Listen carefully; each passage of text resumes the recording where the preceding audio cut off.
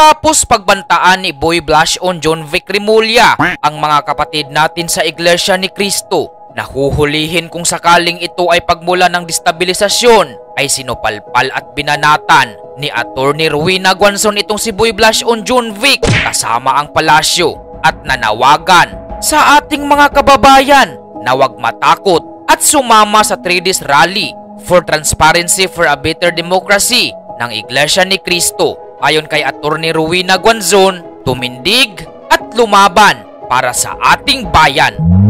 Kaya ito pong pagpuprotesta natin, huwag po kayong matakot na tayo naman ay tatawaging destabilizers.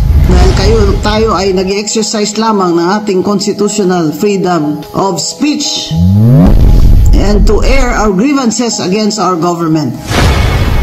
Against the government of BBM that has failed us. And the whole world is watching. The whole world is watching.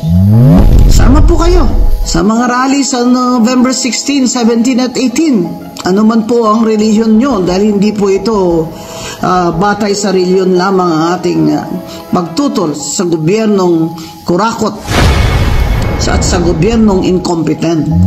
16, 17, 18 po sa Luneta at sa EDSA. Kaya mga kababayan, itong destabilization na announcement nila, this is for the purpose of scaring all of us para hindi po tayo pumunta sa mga rally. Tumayo po kayo para sa bayan natin. Tumindig kayo. Tumindig kayo. Kahit saglit lang kayo doon, tumayo po kayo para mabilang kayo. Stand up and be counted. Show your love for your country. Join the rallies kahit saan man kayo. Kahit sinong rally, sinong grupo ang gusto nyo salihan, sumali po kayo. Sumali po tayo. Laban sa BBM administration na corrupt, incompetent, at mapaglinlang.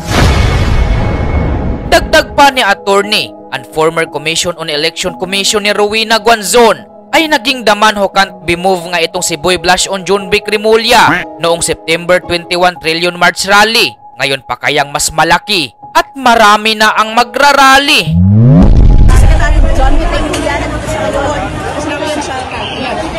What?